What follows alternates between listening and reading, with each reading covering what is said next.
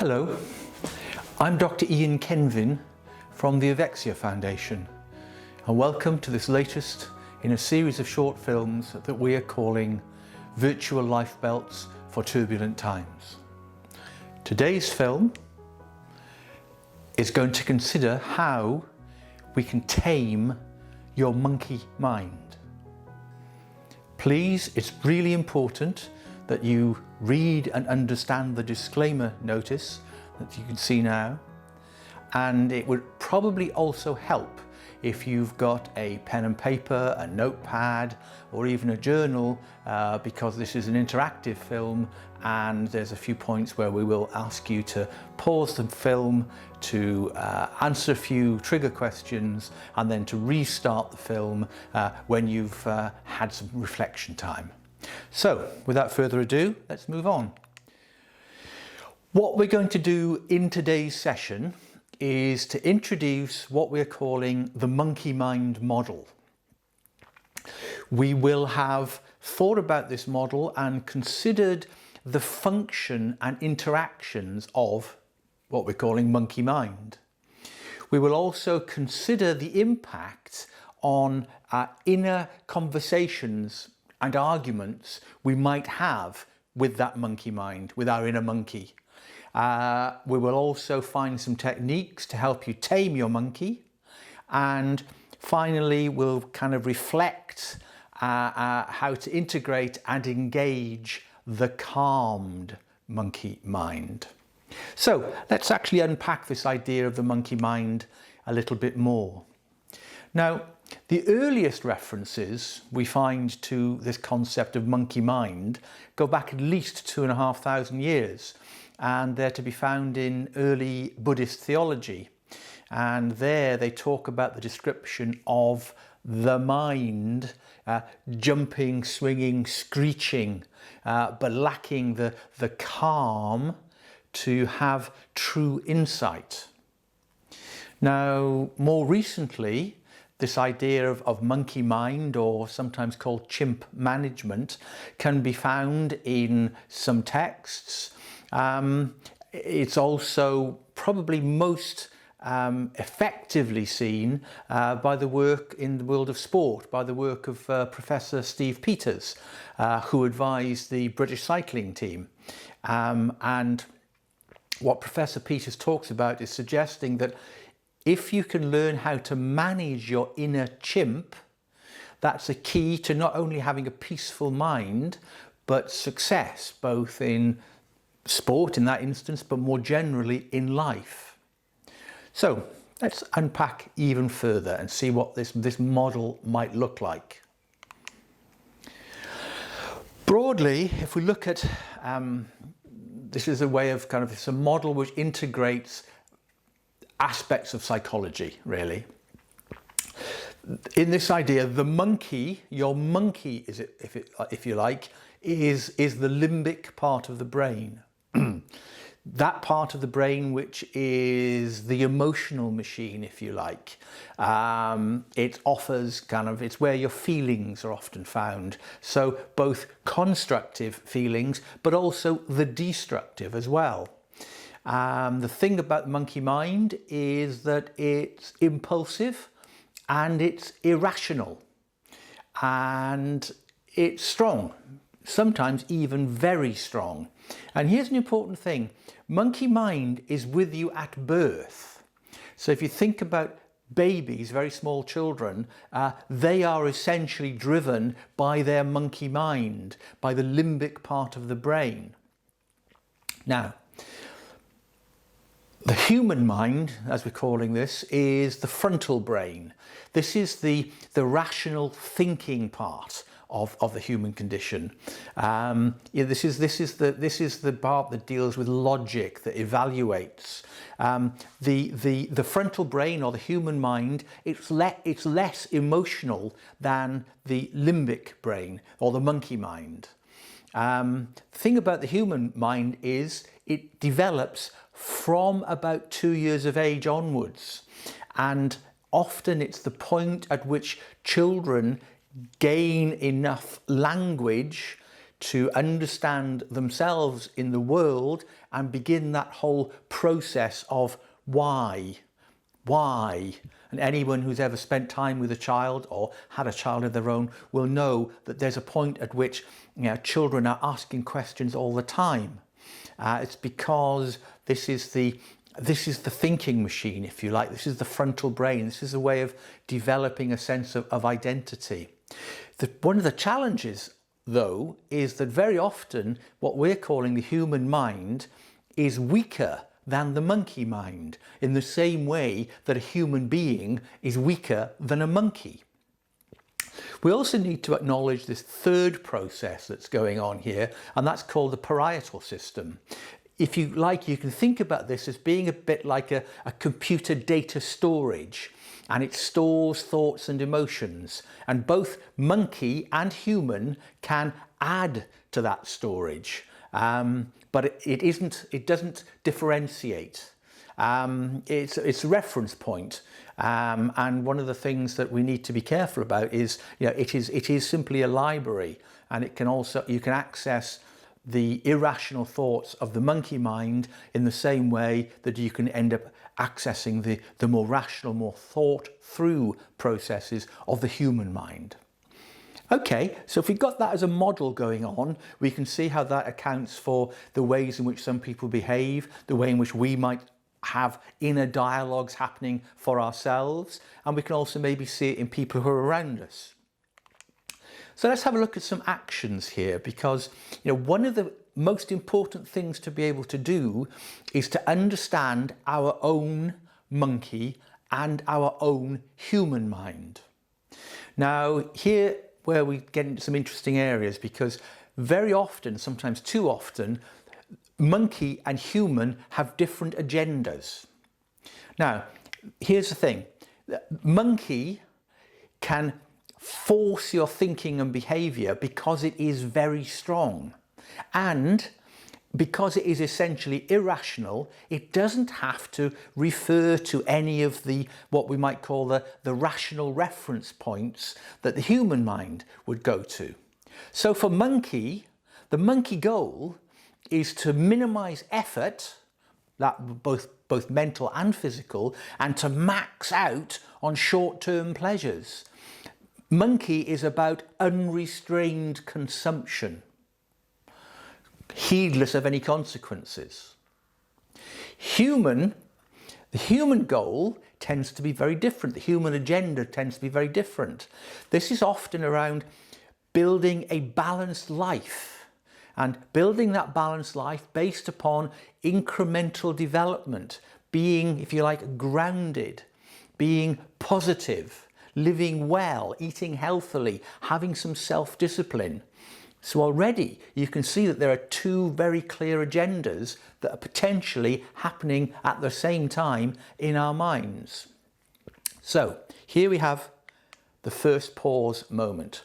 What I'd like you to do is to, in a moment, press the pause button and a little bit of reflection. I'd like you to, in that reflection, as I say here, list what you could see as being your monkey brain characteristics and behaviors. In a second list, think about your human brain characteristics and behaviors. Then, looking at those two lists, what I'd like you to do is to consider, are there times when those two lists are in harmony, and equally, are there times when they are in opposition and in conflict with each other? And I suggest that what you do is to make a list of those harmonious moments and those conflict moments. Okay, so press pause, work through those questions, and I'll see you on the other side.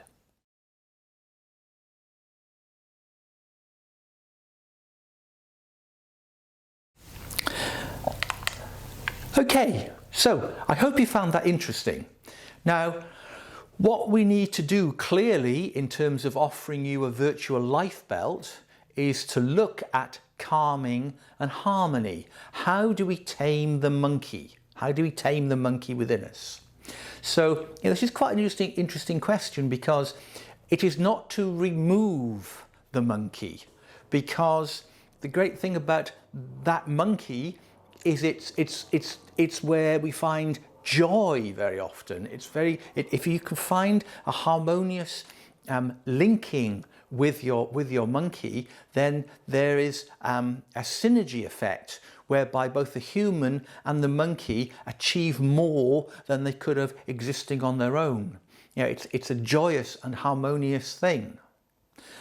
But one of the things you have to be able to do is to neutralize the negative influences that come from the monkey. Those are those influences that lead you away from the medium and longer term goals that you really wanted or need. Now here's the thing, you cannot fight the monkey because it is strong and it is irrational. What you can do is tame the monkey. Cause it to work with you rather than against you. So we need to unpack that a little bit and try and understand that a little bit more. So we can think about some actual actions. So, and we've started some of this already. Think about and write about your monkey and your human. Now, in terms of reflection, this might be quite interesting for you. Getting to the past events, the present events, you might have some aha moments when you kind of review your life in the light of this model. A good example, I suppose, might be something like people who regularly go on a diet. Often, diets start off with very, very good intention, and you have a long-term goal or a medium-term goal in sight, and you deprive or you reduce your calorific intake, but eventually you stop your diet. It might be at that point that your monkey takes over and you suddenly find yourself kind of eating far more than is healthy, than is good for you. You know it's wrong, but you just love doing it. Yeah? So you might want to think about that. Does that apply to other aspects of your life? What do you like on exercise? What do you like on exercise adherence? What do you like on taking some daily exercise? What do you like on not eating between meals? It's quite an extensive list, and it'll be your list. So think about that and process those thoughts, because I think that'll be going on for a little while. The other thing that you need to do as an action is to nurture your monkey, which really means you really need to know your monkey. You need to know what it wants, and within reason, you need to give your monkey what it wants. Because if you don't give it what it wants, it becomes desperate, it starts screaming and jumping, and it takes over. And as we know, it's not rational and it's not long term. So, does your monkey desire territory? Does it need a safe space in which to exist?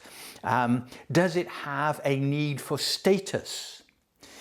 Does it have a need for what we might call social grooming? Does it need other people around? Yeah? So what you need to try and strive for here really is the idea of being like a loving parent to your monkey. You need to be an adult and you need to be in charge, but you need to give it what it needs for it to not become angry and not take over. So exercise the monkey. If that monkey is angry, if you've had an outburst, is it your monkey taking over? So the thing about monkey is that it needs to be exercised. So, if monkey is taking over, you need to find a way to vent, to scream, to argue. But you need to do this in an appropriate place and with two appropriate people. Yeah, it's an idea that you maybe find an appropriate point at which your monkey can vent. Eventually, if you let your monkey vent and talk about and shout about what it's what its issues are, it'll get bored. Because monkey is short-termist and it gets bored. So really what you need to do is to, well, as I've said here, do what you need to tame the monkey. You need to reward it, but you need to not surrender.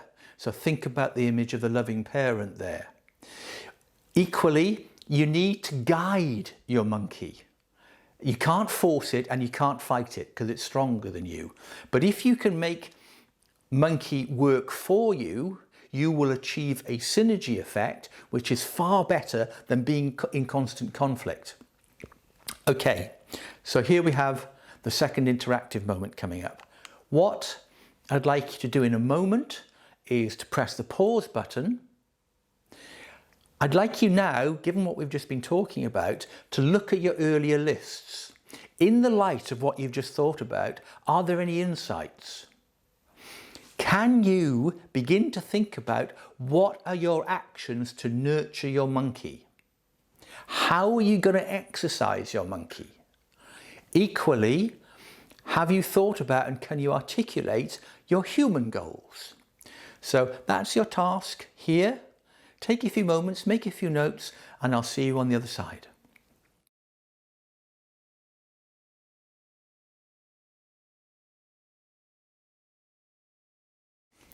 Okay, so let's think a little bit more about the processes that are going on here in terms of understanding this monkey mind. So, be careful who the monkey talks to. Make sure that that person is a true friend and not somebody you might have conflict with. Remember, monkey is essentially irrational. Yeah, monkey can flare up very quickly and doesn't care anything to the consequences. So be careful. Make sure that that person that monkey is talking to is a true friend. The other thing about the monkey is it takes time to process emotion. So the thing about it is that then the monkey needs to have time to run through things, possibly several times. Eventually, monkey will accept, but until monkey accepts, it will keep kicking off. It will keep doing that until it has accepted the situation. So you, in terms of an action and process and training and taming your monkey, you need to realize that you have to have that maybe physical and time space to be able to allow that process to go on. You also need to know what your values are, what are your objectives, because do not let monkey govern your self-worth, because the other thing about monkey is it's never satisfied. Yeah, the monkey is the source of that negative voice that talks you down, that talks your performance down, that calls you an imposter, that calls you inadequate. Yeah? So you need to find a way of not letting monkey govern your self-worth. It's a good idea, and again an exercise, suggestion is about 10 minutes a day is ideally what you want here, is to reflect on progress towards your values. It doesn't have to be huge progress, but it does, the suggestion is a little bit of reflection will enable you to characterize what your values are and mark your, albeit small, steps towards them. Here's another thing about monkey, is that you smile at monkey, you'll show it who is boss. Which is to say, there's some very good research that says that your human can actually affect the mood of the monkey. So if you are smiling at your monkey, if you are calm and you are humane, you will be able to move towards harmony with your monkey. Okay, so at the top of the short film, we had these objectives. So I'd like you now to think about, okay, we've introduced this monkey mind model as a way of understanding some of our behaviours. We've spent a little bit of time thinking about the functions and the interactions of monkey mind. And we've thought about the impact of some of those kind of inner conversations and even arguments that can occur between the human and the monkey. And we've spent an amount of time thinking about techniques that'll help you to tame your particular monkey. So it simply remains for us to reflect on how we're going to integrate and engage this new, calmed, much more powerful mind. So, reflection. Now it really helps for you to look back at the interactive work that you've done here. Think about, okay, what are the particular resonances that you've had in terms of doing these exercises? It will also help if you can make note of any clarifications that you need in terms of deepening your understanding, because we'll be able to use those at the webinar, which will be on in a couple of days. And also, if you have some resolutions, as I've said before, it's really helpful to actually write those down, because when you write them down, when you express them, they become much more powerful, they become much more real. Now, it is possible that in terms of reflecting on some of the things that we've looked at in this short film, you may have become concerned about some issues. So what we have are 5 pages of various helplines that look at various mental health issues, which may give you more information. However, for the time being, this has been a virtual life belt considering how to tame your monkey mind, and I have been Dr. Ian Kenvin. Thank you very much.